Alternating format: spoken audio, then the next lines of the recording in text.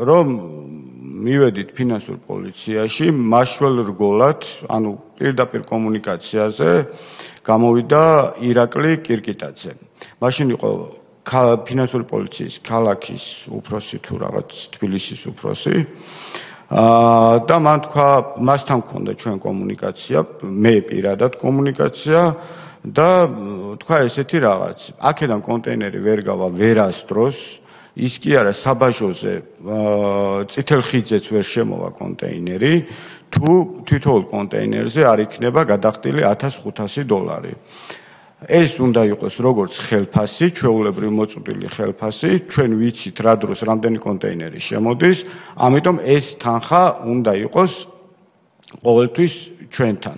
მოგაკითხავთ ამ თანხაზე და წავიღებთ ყოველთვიურად შემოსული კონტეინერის რაოდენობის მიხედვით $1500 თითოეულ კონტეინერზე. ჯამში ხელზეა ლაპარაკი, დიახ. დოკუმენტის გარეშე, კი.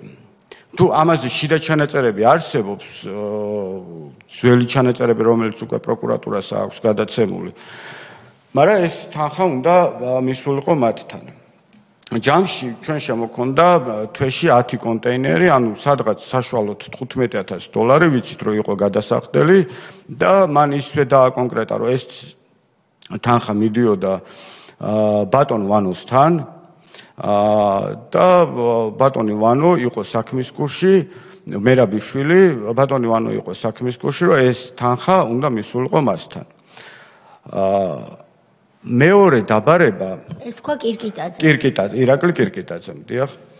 მეორე თანხა უკვე იყო ეს, რომ 2007 თუ 8 წელი იყო, ზუსტად არ მახსოვს, საპარლამენტო არჩევნების პერიოდი იყო, რომ მე შემოწირულობის სახით უნდა მიმეცა გარკვეული თანხა ჩემი შეპესედან, გარდა იმისი, რაც წინა თანხა თქვი, რომ უნდა გადამერიცხა. მაშინ უკვე უთხარი მე, რომ ფინანსურ პოლიციაში, რომ ეს იქნებოდა ძალიან რთული ბიზნესისთვის, იმიტომ რომ ბიზნესი არ იყო ისეთი ბრუნვის და იმის მატარებელი, რომ ეს თანხა გადახდილიყო, მაგრამ მაშინაც იგი ხაზე იყო ლაპარაკი.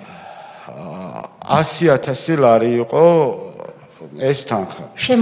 შემოწირულობის პარტიისთვის ნაციონალური მოძრაობისთვის უნდა გადამეხადა $100,000. რატო თქვენ მათი გულანთებული მხარდამჭერი იყავით? არასდროს არ ყოფილვარ მე მათი არც გულანთებული მხარდამჭერი, მაგრამ მე ვიყავი მათი ტყვე. მათი ტყვე.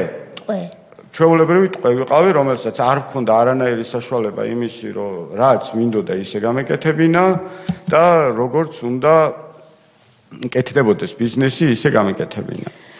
ბატონო ვალერი, ეს რას ნიშნავს, რომ $100,000 იძულების წესით უნდა შეგეწირათ პარტიისთვის? იძულების წესით უნდა შემეწირა პარტიისთვის $100,000. მე მაშინვე ყველასთან მქონდა კომუნიკაცია ბატონ ირაკლის კირკიტაძესთან, რომელსაც უთხარი, რომ მართლა ვეღარ გადავიხდიდი ამ თანხას. ხარიცით ბატონ ირაკლი კირკიტაძე, დავით კირკიტაძის ვინ არის? ძმა არის. კი. ბატონო, შემდეგ?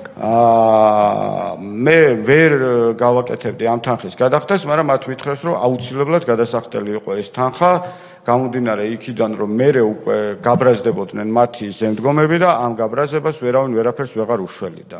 რა თქმა უნდა, ეს თანხა ჩვენ საბანკო სესხი ავიღეთ.